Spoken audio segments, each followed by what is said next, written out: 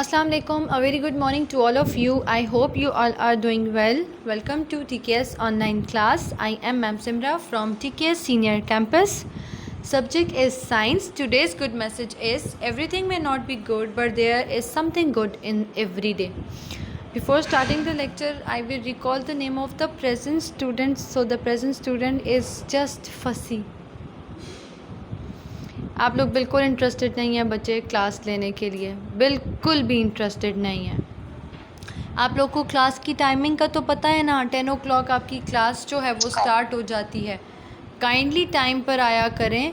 आप लोगों को ये मजाक लग रहा है, लेकिन स्कूल्स जैसे ही ओपन होंगी ना, फिर आप लोग का आमना सामना तो होगा ना हमसे। फिर तब मैं आप लोगों से जो है सवाल करूँगी कि आप लोगों को कितनी समझ आई और कितनी समझ नहीं आई, और जब एग्ज़ाम होंगे ना तब आपका पता चलेगा कि आपको कितना आता है। ठीक है। इसके अलावा क्लास 7 और 8 आप जो हो मुझे रिटन वर्क सेंड नहीं कर रहे। ठीक है। बहुत कम स्टूडेंट मुझे रिटन वर्क सेंड कर रहे हैं, ज़्यादातर स्टूडेंट मुझे रिटन वर्क सेंड नहीं कर रहे। तो आप लोग या तो काम कर नहीं रहे हो, या अगर कर भी रहे हो तो वो काम किसके लिए कर रहे हो, मुझे क्यों नहीं सेंड कर रहे आप लोग अपना काम।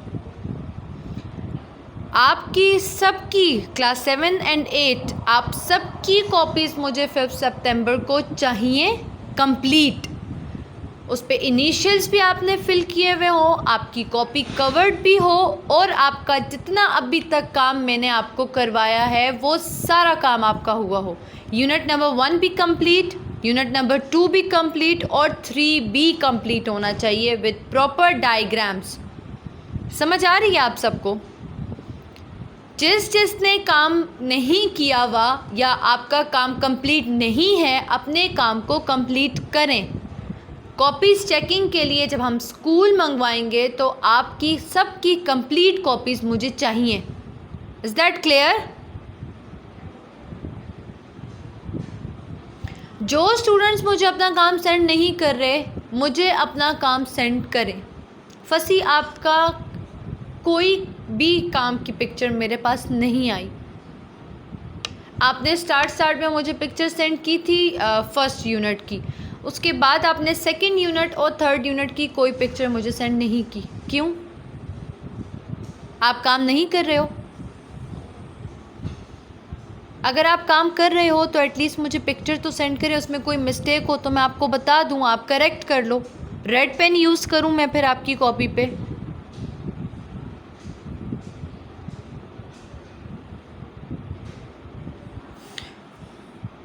जिसका काम कंप्लीट नहीं है, try to complete your work properly. और जब मेरे पास,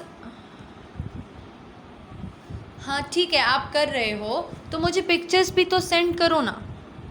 आप मुझे पिक्चर सेंड करोगे, उसमें कोई मिस्टेक होगी तो मैं आपको बता दूंगी, आप उसको करेक्ट कर लोगे। डायग्राम में कोई मसला होगा तो वो मैं आपको बता दूंगी। यहाँ पर जितने भी स्टूडेंट्स हैं जो काम मुझे सेंड करते हैं उनकी मिस्टेक्स होती हैं, मैं फिर उनकी मिस्टेक्स को जो है अंडरलाइन कर देती हूँ या उनको बता देती हूँ कि बच्चे आपने ये गलत लिखा हुआ है, इसको इस तरह करेक्ट करके लिख लो। आपके काम की पिक्चर ही नहीं आ रही मेरे पास। आप अपने काम की पिक्चर मुझे सेंड करो अगर कर रहे हो, ताकि अगर कोई मिस्टेक हो तो मैं आपको बता सकूं। ठीक है। ओके, ना open your science book page number, हमने चैप्टर नंबर 4 स्टार्ट किया था। ठीक है। आज हम जो है एयर पोल्यूटेंट्स के बारे में पढ़ेंगे। मैंने आपको एयर पोल्यूटेंट्स के बारे में बताया, जो कि सल्फ़र डाइऑक्साइड थे, नाइट्रोजन ऑक्साइड्स थे, कार्बन मोनोऑक्साइड थे, एंड क्लोरोफ्लोरोकार्बन्स। ठीक है। पेज नंबर 41 पे आपके पास जो फर्स्ट एयर पोल्यूटेंट है वो है सल्फ़र डाइऑक्साइड SO2। SO2 ये जो है इसका केमिकल फार्मूला है।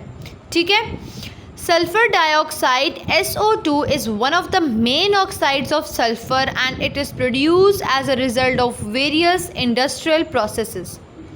The key source of SO2 includes coal and petroleum when they undergo combustion. अच्छा, आपका जो चैप्टर का नेम है वही है पोल्यूटेंट्स और उनके इफ़ेक्ट्स जो हैं वो इन्वायरमेंट पे क्या पड़ रहे हैं। तो कल हमने एयर पोल्यूशन के बारे में पढ़ा। पोल्यूशन का मैंने आपको बता दिया कि कंटिमिनेशन ऑफ फिज़िकल या केमिकल जो आता है उसको कहते हैं पोल्यूशन, ठीक है। जो किसी भी पोल्यूशन की आपके पास 4 टाइप्स थी, एयर पोल्यूशन हो गई, वाटर पोल्यूशन हो गई, लैंड पोल्यूशन हो गई और नॉइज़ पोल्यूशन हो गई, ठीक है। तो ये आपके पास क्या है, टाइप्स ऑफ पोल्यूशन है। समझ आ रही है?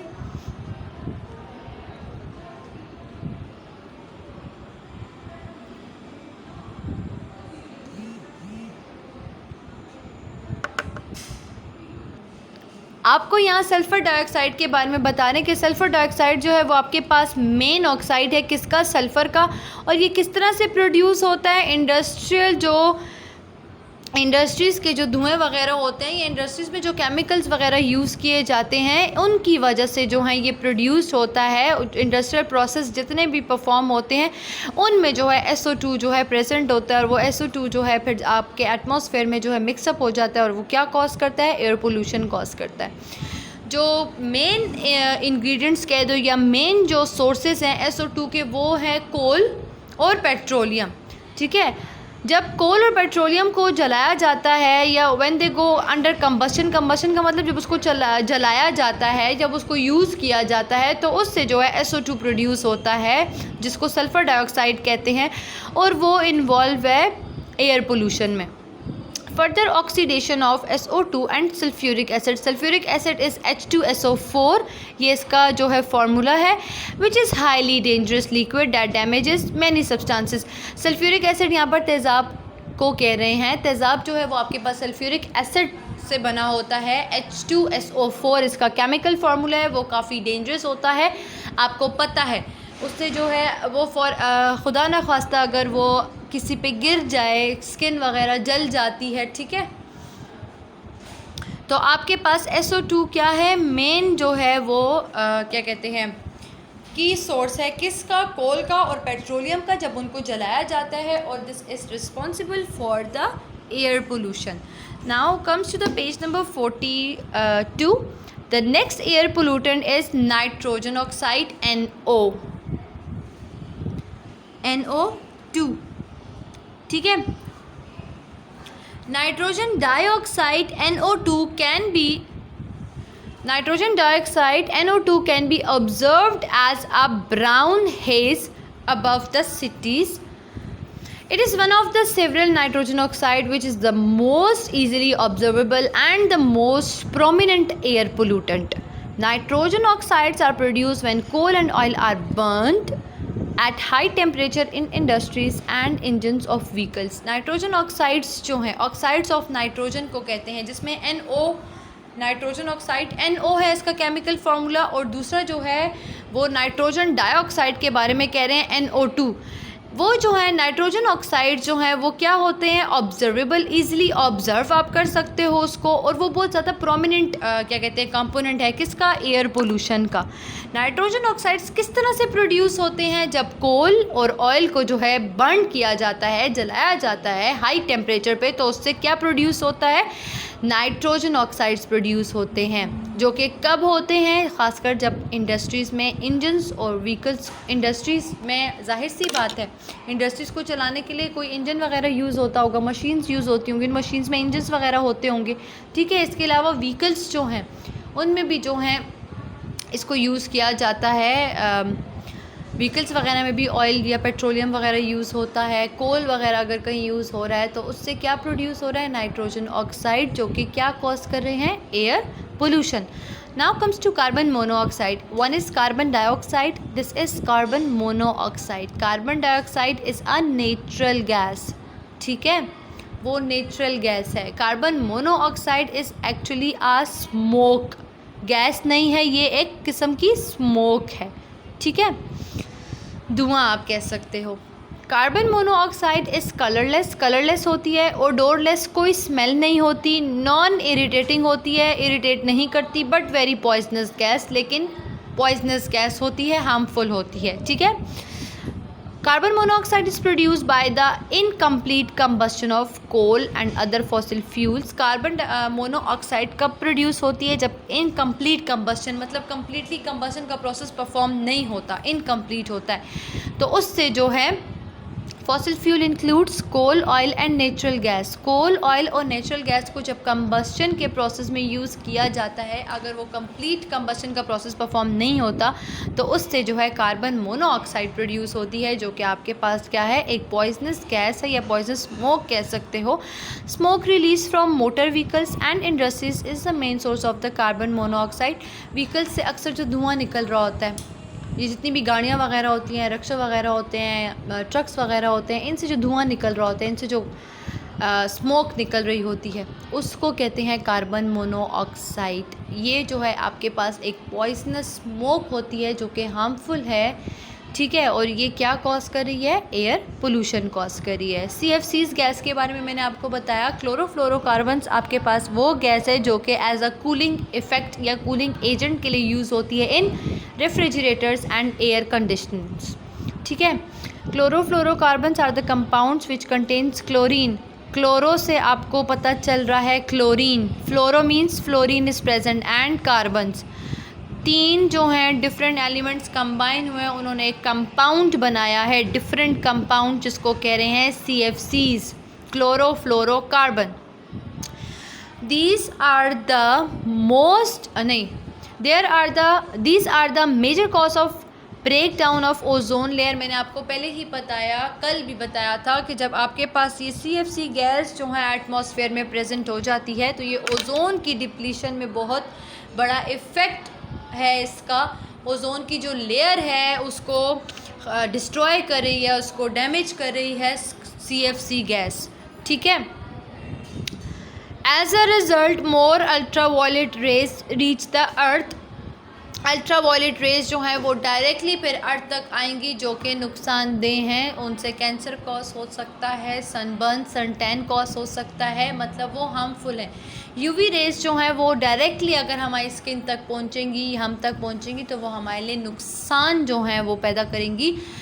इसके लिए एटमॉस्फेयर में एक लेयर प्रेजेंट होती है जिसको ओजोन लेयर कहते हैं, और इन एयर पोल्यूटेंट्स की वजह से जो है ओजोन लेयर जो है डैमेज हो रही है, डिस्ट्रॉय हो रही है। तो ये एयर पोल्यूटेंट्स जो हैं इनको क्या करना चाहिए, अवॉइड करना चाहिए, ठीक है, क्योंकि ये आपके पास एयर पोल्यूशन कॉज कर रही हैं। CFCs are use in aerosol spray. Aerosol spray आपके पास जितने भी ये जो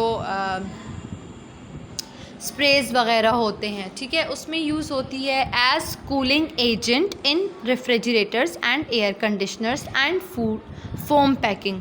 फोम पैकिंग में भी जो है क्लोरोफ्लोरोकार्बन्स जो है यूज़ किया जाता है। ये इसका फंक्शन मैंने उन्हें बता दिया।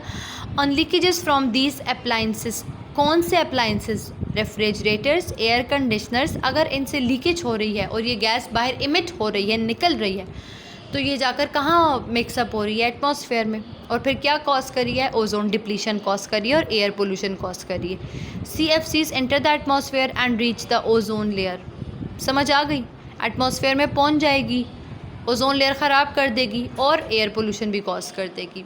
What are the harmful effects of the air pollutants? The harmful effects of the air pollutants are acid rain, eutrophication and ground level ozone, मतलब ओजोन की लेयर को जो है ख़राब कर रहे हैं। फर्स्ट है acid rain. What is acid rain? Chemical reactions involving air pollutants can create acid rains, compounds which can cause damage to vegetation and building. Acid rain can destroy leaves of plant. Acid rain अब किस तरह से होती है? ये air pollutants जो हैं ये जाकर एटमॉस्फेयर में प्रेजेंट हो जाते हैं, ठीक है। वाटर साइकिल आप सबने पढ़ा हुआ है, आपको पता है कि जो रिवर्स, ओशंस और लेक का वाटर जो है वो वाटर वेपर्स की फॉर्म में ऊपर एटमॉस्फेयर में जाता है और एटमॉस्फेयर से होता हुआ फिर उससे वो क्लाउड्स बनते हैं और फिर बारिश जो है इस तरह से होती है। तो इसी तरह जब ये एयर पोल्यूटेंट्स वगैरह जब जाकर एटमॉस्फेयर में प्रेजेंट होंगे, एटमॉस्फेयर में जाकर मिक्सअप हो जाएंगे, तो इनके फ्यूम्स वगैरह भी तो होंगे ना, ये फ्यूम्स वगैरह भी तो उड़े होंगे ना। ये जाकर एटमॉस्फेयर में जब प्रेजेंट हो जाएंगे तो एटमॉस्फेयर से क्या होगी, जाहिर सी बात है जब रेन होगी तो उसमें ये केमिकल्स होंगे। जब ये केमिकल्स रेन की फॉर्म में जो हैं नीचे दोबारा से एटमॉस्फेयर में आएंगे तो वो क्या करेंगे, अगर वो आप ह्यूमन स्किन पे भी पड़ेंगे तो ह्यूमन स्किन को जलाएंगे। एसिड रेन जो है वो होती है, पाकिस्तान में तो नहीं हुई लेकिन बाहर की कंट्रीज़ में बहुत बार हुई है। उससे क्या होता है, उससे एनिमल्स जो हैं वो इफ़ेक्ट होते हैं, प्लांट्स इफ़ेक्ट होते हैं, ह्यूमंस भी इफ़ेक्ट होते हैं। अगर वो उस रेन में बाहर जाएं, उनकी स्किन जो है वो जल जाती है, ठीक है। तो एसिड रेन जो है वो क्या है, हार्मफुल है। नाउ यूट्रोफिकेशन, यूट्रोफिकेशन क्या होता है, rain can carry oxides of nitrogen to river and soil, this can cause abnormal growth of algae in water bodies, making conditions of other aquatic organism very difficult to live. Eutrophications में algae जो है, जो कि आपके पास एक microscopic organism है, ठीक है, उसकी ग्रोथ स्टार्ट हो जाएगी। किस तरह से, अगर रेन में ऑक्साइड्स ऑफ नाइट्रोजन प्रेजेंट थे, ठीक है, रेन में अगर ऑक्साइड्स ऑफ नाइट्रोजन प्रेजेंट है, रेन जो है वो जाहिर सी बात है बारिश होती है तो दरियाओं में भी पानी जाता है, ठीक है, दरिया में भी पानी चला गया है, सॉइल में भी चला गया है, ठीक है। दरिया में अगर पानी चला गया तो दरिया में भी आपके पास फाइटोप्लैंक्टन्स प्रेजेंट होते हैं। फाइटोप्लैंक्टन्स कहते हैं वो प्लांट्स जो कि अंडर द वाटर एग्जिस्ट करते हैं, उनको फाइटोप्लैंक्टन्स कहते हैं। तो रिवर्स में जो आपके पास फाइटोप्लैंक्टन्स हैं वो अगर प्रेजेंट है तो उनके ऊपर यूट्रोफिकेशन जो है, मतलब एल्गी जो है उसकी ग्रोथ स्टार्ट हो जाएगी। अगर for example this is the layer of the plants, ये प्लांट्स की लेयर है, प्लांट्स की लेयर के ऊपर अगर एल्गी की ग्रोथ स्टार्ट हो जाएगी, ठीक है, प्लांट्स की लेयर्स के ऊपर अगर एल्गी की ग्रोथ स्टार्ट हो जाएगी तो फिर प्लांट को जो फाइटोप्लैंक्टन्स हैं जिनको सनलाइट की ज़रूरत है, अगर सनलाइट उन तक नहीं पहुंच रही तो उनका सरवाइव करना जो है वो मुश्किल हो जाएगा, ठीक है, वो जो है ईज़िली सरवाइव नहीं कर सकेंगे, तो उनको क्या होगा, डिफ़िकल्टी होगी। इसके अलावा जितने भी एक्वेटिक ऑर्गेनिज़म हैं, एक्वेटिक ऑर्गेनिजम्स फिशेस वगैरह जो हैं, उनके लिए जो है, उनके लिए भी रहना, सरवाइव करना मुश्किल हो जाएगा, ठीक है। इसके अलावा जो एक्वेटिक ऑर्गेनिज्म है वो भी जो हैं सरवाइव नहीं कर सकेंगे। किस तरह सरवाइव नहीं कर सकेंगे, ऑक्सीजन की जो है कमी हो जाएगी, ठीक है, और उनको लेस ऑक्सीजन प्रोवाइड होगा जो एक्वेटिक ऑर्गेनिज्म है, तो उसकी वजह से जो है वो सरवाइव नहीं कर सकेंगे। Now comes to page number 43, जिसमें आपके पास आ गया है ग्राउंड लेवल ओजोन। अब इसमें क्या कह रहे हैं, chemical reactions involving air pollutants create poisonous ozone gas which effects people health and can damage plants and animal life. अब इसमें क्या होगा, ये क्या कर देगी, ये जो है लोवेस्ट लेयर ऑफ एटमॉस्फेयर है, ठीक है, ग्राउंड लेवल ओजोन जिसको कह रहे हैं। इसमें क्या होगा, इसमें केमिकल रिएक्शन जो है वो इन्वॉल्व होंगे एयर पोल्यूटेंट्स के, वो क्या करेंगे, पॉइजनस ओजोन गैस जो है वो प्रोड्यूस कर लेंगे। उससे क्या इफ़ेक्ट होगा, उस पे ह्यूमंस पे इफ़ेक्ट होगा, उनकी हेल्थ पे इफ़ेक्ट होगा, वो डैमेज कर देंगे प्लांट को भी और एनिमल्स को भी, ठीक है। अब आपके पास यहाँ पर मैंने आपको 4 जो हैं एयर पोल्यूटेंट्स बताए हैं और इफ़ेक्ट्स ऑफ एयर पोल्यूटेंट्स बताए हैं। अगर इससे रिलेटेड आपको कोई क्वेश्चन करना है तो आप पूछ सकते हो। इसके अलावा जो आज मैंने आपको बात बताई है बच्चे कि आप अपना काम जो है टाइम पर कंप्लीट करें। कॉपीज़ चेकिंग के लिए हम आपसे मंगवा रहे हैं स्कूल, तो मुझे कंप्लीट कॉपीज़ सब की चाहिए, ठीक है, साथ साथ काम कंप्लीट करें। आज मैं आपको होमवर्क नहीं दे रही, इसलिए नहीं दे रही कि प्रीवियस काम की पिक्चर्स भेज रही नहीं हो, मैं आगे आगे भाग रही हूँ और मुझे पीछे की जो है आप लोग पिक्चर्स भेज नहीं रहे प्रीवियस वर्क की। मैं आज आपको होमवर्क नहीं दे रही, आपका प्रीवियस जितना भी काम है यूनिट नंबर 2 से सब मुझे अपनी पिक्चर सेंड करें। यूनिट नंबर 2 के स्टार्ट से, लेसन समरी से लेकर यूनिट 2 के फुल यूनिट 2 की आप मुझे पिक्चर सेंड करें, और चैप्टर नंबर 3 बायोटेक्नोलॉजी भी आपने जितना डन किया हुआ है उसकी पिक्चर्स भी मुझे आज सब सेंड करें। दोपहर तक करते हैं या शाम तक करते हैं, मुझे आज सब के काम की पिक्चर्स चाहिए। क्लास 7 और 8 सुनाई दे रहा है, मुझे आप सब ने जो है आज अपने काम की पिक्चर सेंड करनी है, ठीक है। This is all about the today's lecture. Thank you, take care, अल्लाह हाफिज़।